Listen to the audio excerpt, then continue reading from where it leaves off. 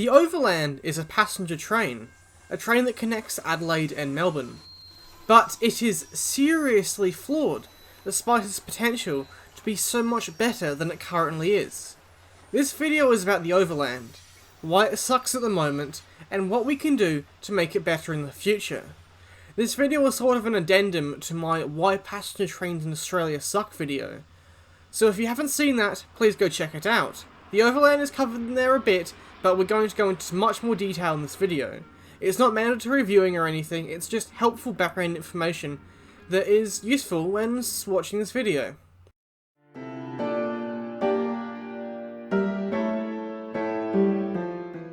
So obviously, the first thing to talk about when discussing the Overland is the current state of the service, and to give ourselves some context about it.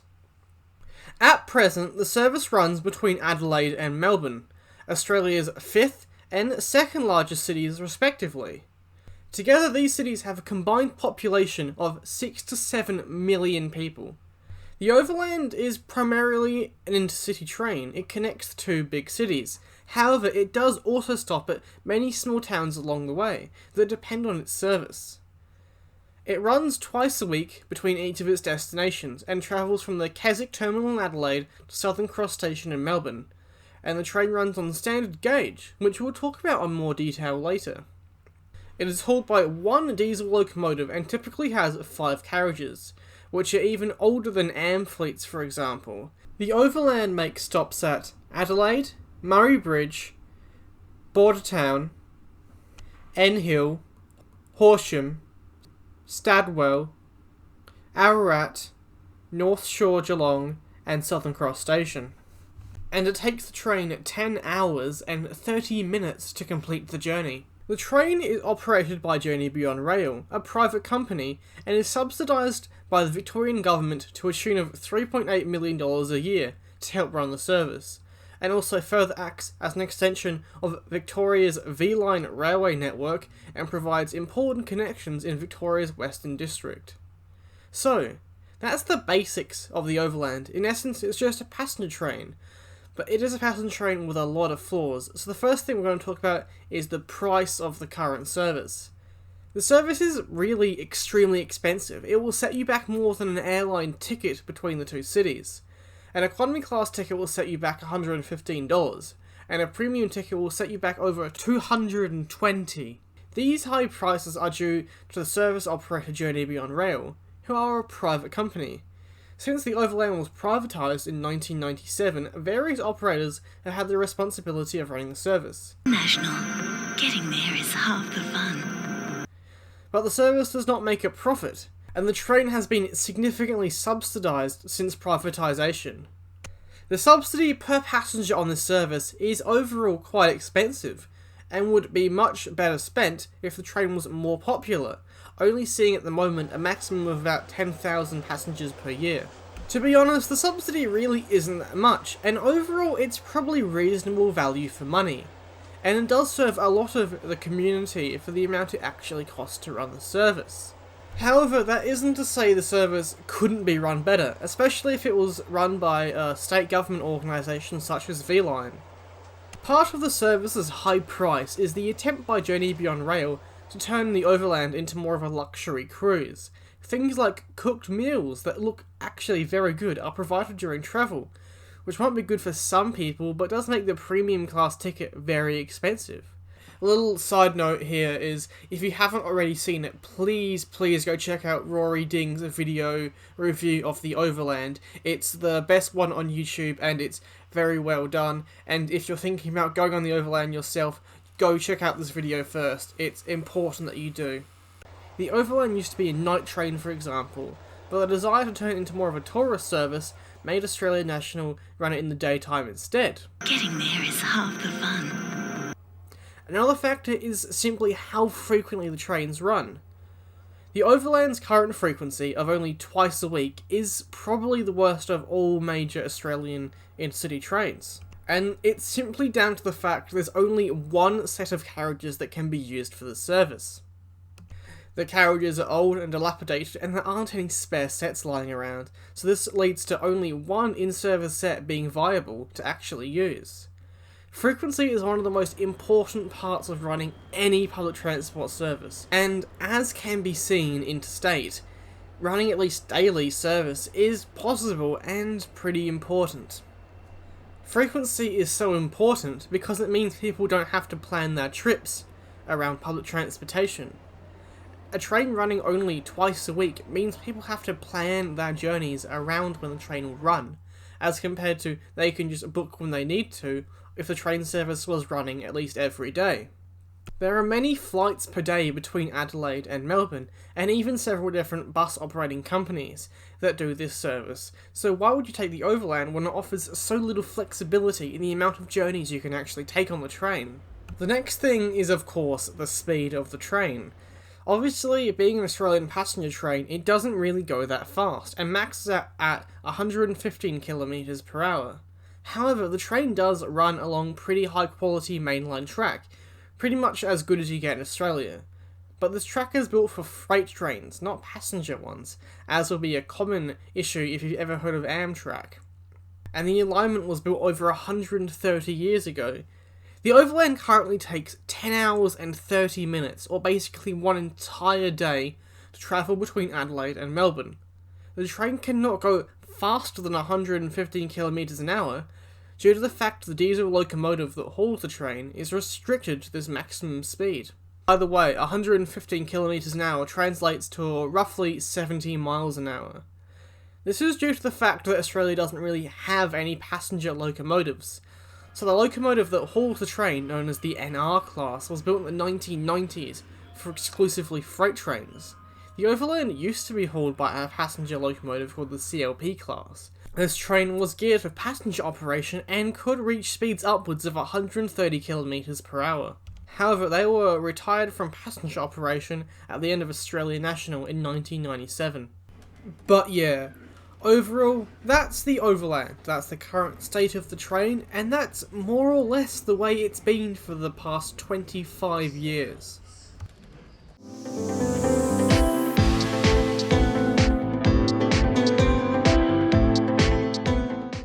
So when it comes down to it, when we think about what we can do to improve the service, I think there are three key factors that need to be considered that are paramount to all other considerations.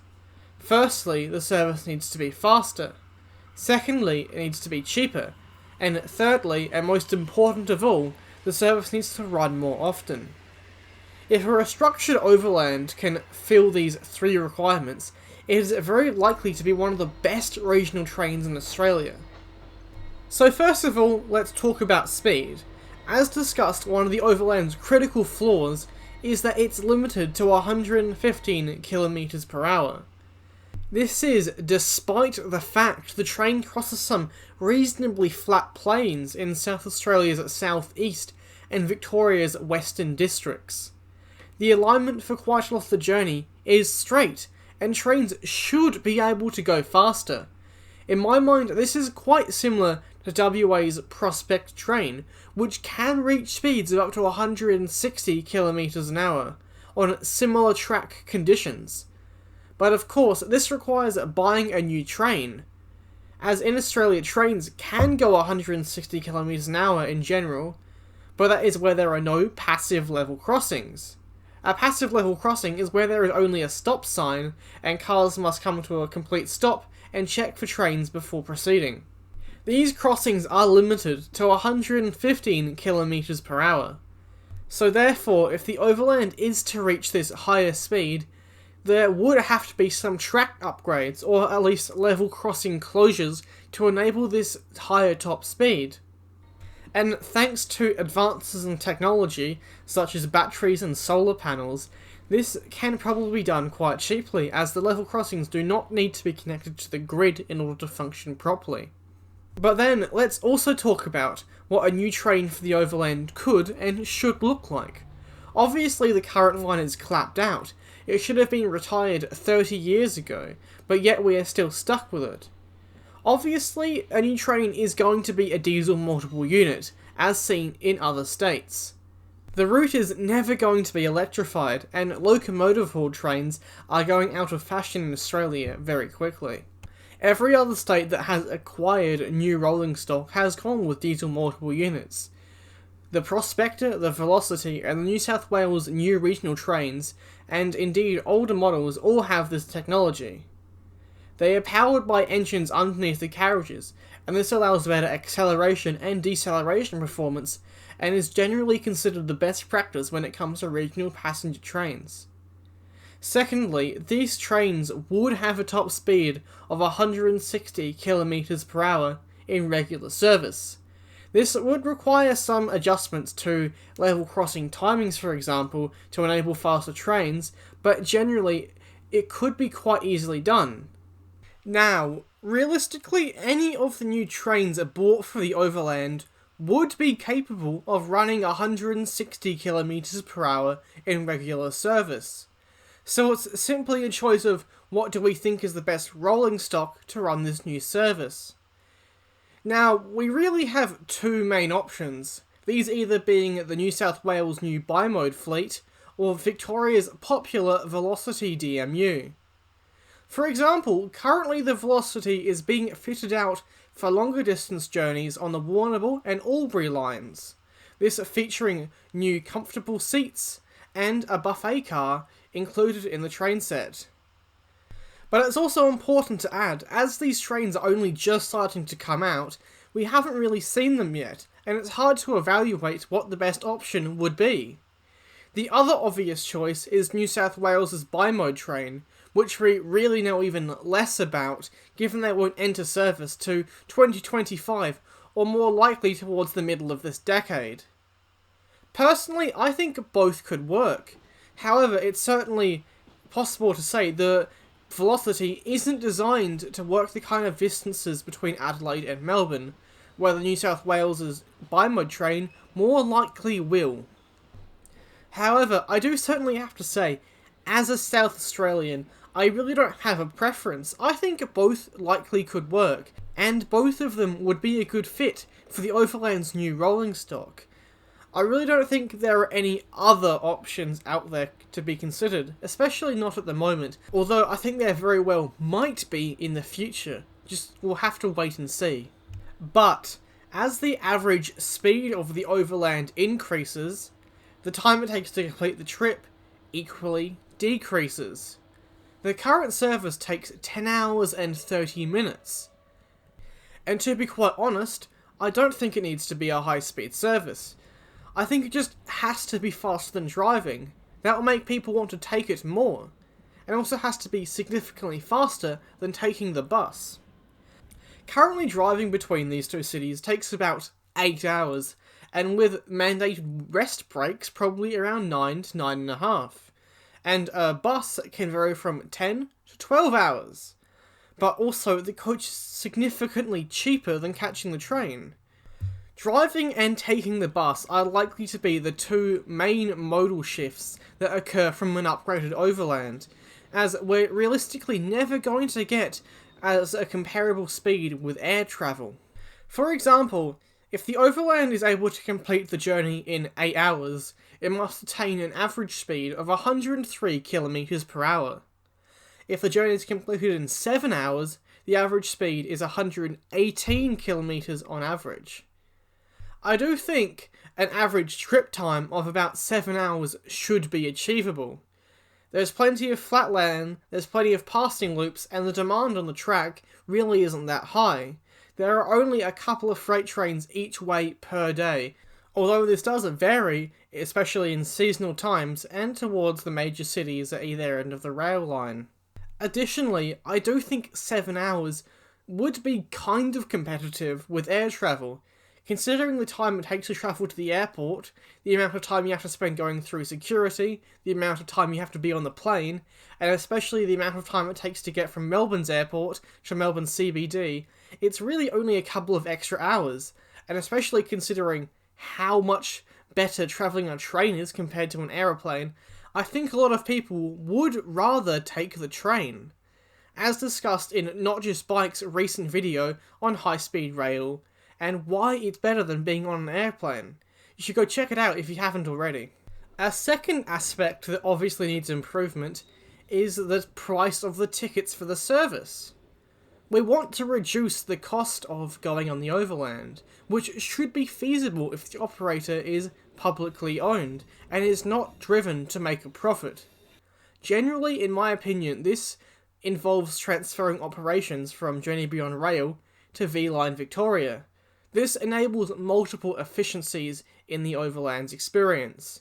V-Line, for example, already offers catering on their trains, provides an integrated ticketing system, and is already a very well-known brand, especially within Victoria.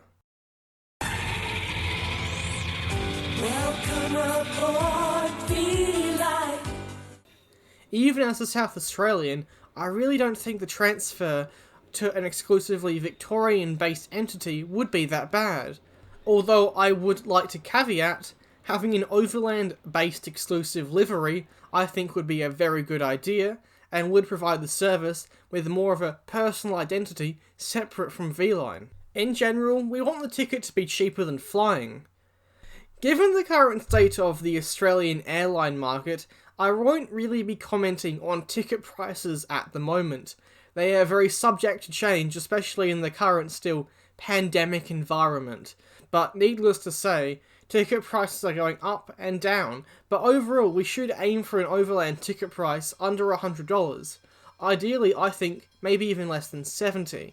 This will make the service very affordable for people to actually use, and would be a very encouraging service. Even if you can get cheaper tickets for the coach, it would be a worthy upgrade for many people. The price of the ticket for the Overland should make it accessible to most people. As in, everyone who wants to afford a ticket, who wants to travel, should be able to afford it. This isn't really a reality with the current price of the service. But, however, I even think having a business class option would be a very interesting experiment for the Overland, and I think it could be quite popular with people who can afford that higher price for the service. But, in the one final point about the Overland, that being the frequency of the service. Obviously, frequency is important when planning any public transportation service. At a minimum, I think we are obviously talking about at least a departure once a day. This is the minimum level of service required to make the service flexible, affordable, and efficient for everyone to actually use. However, I do think a night service would be very interesting. Given the comeback of night train service, especially in places like Europe, I think would be very interesting as a low-carbon alternative to travel between these two cities. Having an Overland equipped with sleeper carriages could be interesting, especially as this service could take longer. It could be locomotive hauled. It would offer a vast different experience from the daylight Overland, and I think it's very much worth looking at. It is hard to say. Night trains aren't really a thing in Australia at the moment, especially no good quality ones. I think it would be very interesting as a trial to see how popular this could actually be. This would allow 2 departures per day between Adelaide and Melbourne. Given the trip times we're talking about, I think 2 departures a day is really the most we can really do, and is really already quite ambitious, so I think that's enough, because it allows a lot of flexibility, but it doesn't add too much. It doesn't add trips people aren't going to want to use. So that brings to an end the Where Do We Go Now segment. I think improving on those 3 key aspects brings us to an Overland service that looks very good and looks interesting for most people to use. The 3 key points of a faster service, a cheaper service, and more frequent service make it much more appealing to South Australians and Victorians to get out and regularly use the train, to think about it as one of the main forms of travel between our 2 major cities. And I think making some of these improvements, not even maybe all of them, would greatly improve how many people are going to use the Overland. Because at the end of the day, trains are one of the most environmentally friendly and nicest ways to travel. I do think the Overland could well have a bright future. A future that is much more optimistic than the one it has at the moment. Of course it requires commitment. Commitment from both the Victorian and South Australian state governments, and maybe even the federal government to get involved in some of the infrastructure funding. And of course the ARTC as well. But at the end of the day, that should be quite achievable. There isn't really a reason none of these upgrades can happen. There are a realistic set of proposals and aspects of the service that need to be improved, that will result in a far better Overland than the one we have today. And I think for that reason, there is no reason to think this couldn't happen. So I'll leave you with that. The Overland is a terrible train at the moment, but it is so easy to improve the service. All we need is a bit of, interest in actually doing it.